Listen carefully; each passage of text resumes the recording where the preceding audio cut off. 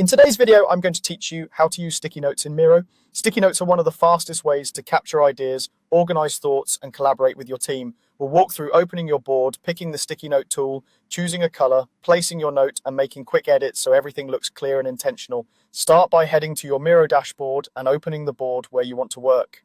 This keeps all your notes and diagrams in the right place and makes it easy to share with collaborators later. Once the board loads, look to the toolbar on the left. Find the sticky note icon, it looks like a small square note, and click it. If you prefer shortcuts, you can press the N key to jump straight into sticky note mode. You'll know it's active when your cursor changes and a small sticky menu appears. When the tool is active, a color menu appears so you can pick a color. This step is optional, but color coding can make a big difference. For example, you might use one color for ideas, another for questions, and a third for action items. Choose what's meaningful for your project and feel free to keep it consistent across the board. The color you select will stay applied to your next note until you change it, which helps keep your flow going.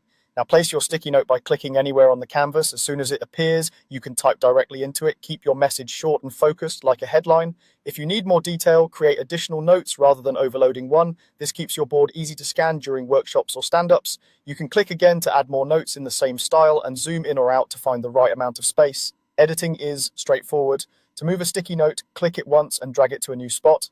To resize, drag the handles on the edges or corners until the text fits comfortably.